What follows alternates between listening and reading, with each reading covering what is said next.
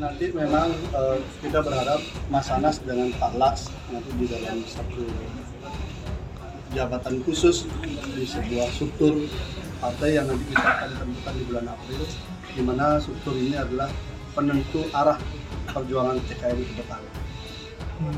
Jadi dia ada semacam majelis lah yang bersama-sama nanti bersama beliau dengan beberapa lagi tokoh-tokoh yang nanti belakangan akan kita sampaikan. Langkah politik kami tentu berkonsultasi dengan Mas Anas. Jadi kami berkomunikasi dengan Mas Anas ya mungkin sebulan sekali ya saya mengunjungi beliau ya. Konsultasi intens soal langkah-langkah politik kami. Nah, saya membaca PKN ini kenapa di berbagai media saya selalu mengatakan sebagai soft landing, tentu untuk menyambut kedatangan Anies. Kedatangan Anas nanti setelah bebas gitu ya tahun depan.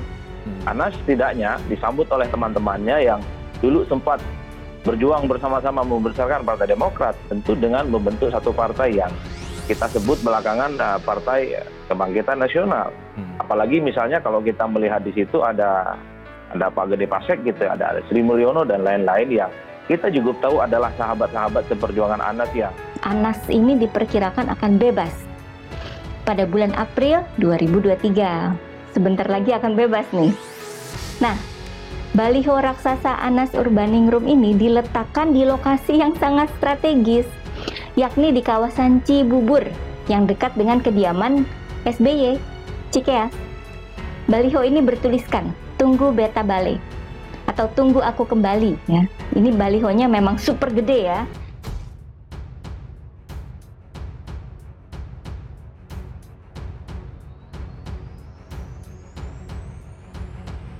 Anas Urbaningrum akan bebas April 2023. Dapat jabatan penting di partai ini. Ketua Umum Partai Kebangkitan Nusantara Gede Pasek Suardika memastikan Anas Urbaningrum akan keluar dari penjara pada April 2023. Dia pun menyebut rekannya itu akan langsung bergabung ke partainya.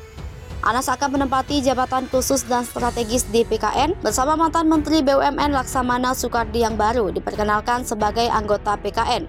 Anas akan menjabat di posisi yang menentukan arah perjuangan PKN. Posisinya itu lanjut gede seperti majelis di partai. Sementara PKN tidak memberikan sambutan khusus kepada Anas ketika keluar penjara. Dia mengungkapkan baliho Anas Urbaningrum yang banyak terpasang merupakan inisiatif teman-temannya. Gede membandingkan Anas dengan PM Malaysia Anwar Ibrahim yang menurutnya sama-sama korban kriminalisasi. Sampai akhirnya Anwar terpilih menjadi orang nomor 1 di Malaysia, menjadi kendaraan Anas. Lebih lanjut, Gede bilang PKN akan menjadi kendaraan perjuangan Anas. Ia pun menyindir bahwa PKN bukan partai politik yang diwariskan kepemimpinannya antara orang tua kepada anaknya. Pengakuan Anas misteri demi misteri yang saya jalankan dengan SBY akan saya bongkar hingga akar-akarnya. Pak Mantan siap-siap.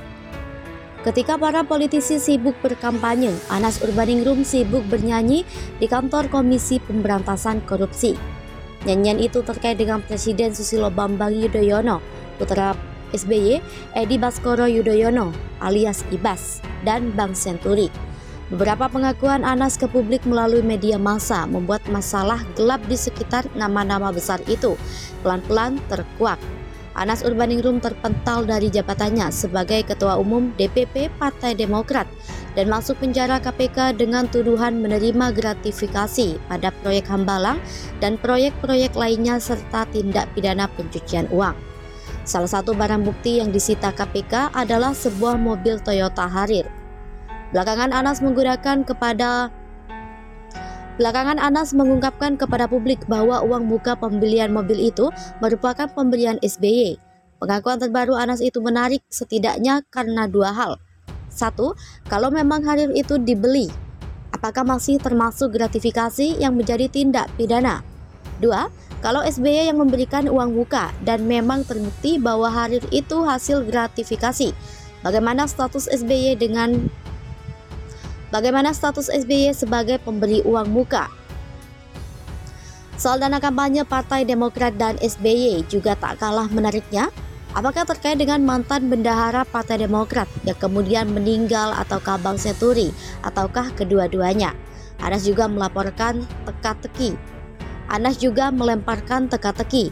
Dokumen yang menyangkut dana kampanye diterima dari seseorang 10 bulan lalu. Siapa dia? Episode-episode selanjutnya masih menarik untuk ditunggu. Berikut beberapa updating dana kampanye Demokrat dan SBY 2009. 1. Anas mengatakan ada dugaan masalah pada dana kampanye Partai Demokrat dan SBY pada pemilu legislatif dan pemilihan presiden 2009. Masalah itu berupa beberapa nama penyumbang yang tercatat di daftar penyumbang tapi sesungguhnya tidak menyumbang. Nama penyumbang yang sesungguhnya malah tidak terdaftar. Siapa dia? 2. Anas mengaitkan sumbangan dari penyumbang misterius itu dengan skandal pembobolan Bank Senturi. 3. Dokumen yang menyangkut dana kampanye diterima dari seseorang 10 bulan lalu. Siapakah dia? Belum diungkap. 1. Anas mengaku menerima uang 250 juta rupiah langsung dari SBY. Uang itu dijadikan uang muka untuk membeli mobil Harir dan Nazarudin. Bendahara Partai Demokrat ketika itu, mobil Harir itu adalah barang bukti kasus gratifikasi yang menjerat Anas ke penjara KPK. 2. Anas memberitahu pimpinan KPK mengenai hal itu sejak 2 tahun lalu. Sebut Ibas terima duit. 1. Anas menyebut Edi Baskoro Yudhoyono atau Ibas menerima uang $200.000 Amerika Serikat di Jalan Ciasem, Jakarta. 2. Pengacara Anas mengatakan alasan pemberian uang tersebut ini dalam konteks terkait tugas khusus yang dijalankan Mas Anas. Pengacara berjanji menjelaskan depan. Menurut pengacara Anas, pengakuan tersebut masih terkait dengan rangkaian materi kasus korupsi yang dituduhkan kepada Anas, kasus dugaan penerimaan gratifikasi terkait proyek Hambalang. 3. Pada sekitar Maret 2013, Yulianis mengungkapkan bahwa Ibas dalam catatan pengeluaran perusahaan tercantum menerima $200.000 Amerika Serikat pada saat Kongres Partai Demokrat di Bandung 2010. Yulianis yang juga anak buah M. Nazarudin itu meyakini bahwa uang tersebut juga berasal dari penggarapan proyek perusahaan Permai Group. Ibas pernah membantah tuduhan ini. Mantan Ketua Umum Partai Demokrat Anas Urbaningrum divonis bersalah dalam kasus korupsi dan pencucian uang. Hakim menjeratnya dengan vonis penjara, penyitaan harta hingga penggantian uang negara. Sidang vonis digelar Rabu 24 September kemarin. Anas yang berbaju putih tampak tenang sepanjang persidangan. Dia sibuk mencatat dan mendengar serius berbagai pertimbangan hakim. Di akhir sidang, hakim membacakan putusan.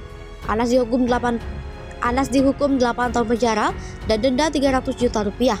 Selain itu, ada sejumlah hartanya yang disita, plus Anas juga wajib membayar uang pengganti. Posisi Anas Urbaningrum sebagai Ketua Umum Partai Demokrat saat ini sedang digoyang. Terdakwa kasus suap Wisma Atlet M. Nazarudin terus-menerus menyebut nama Anas sebagai salah satu orang yang menikmati uang suap dari Nazar.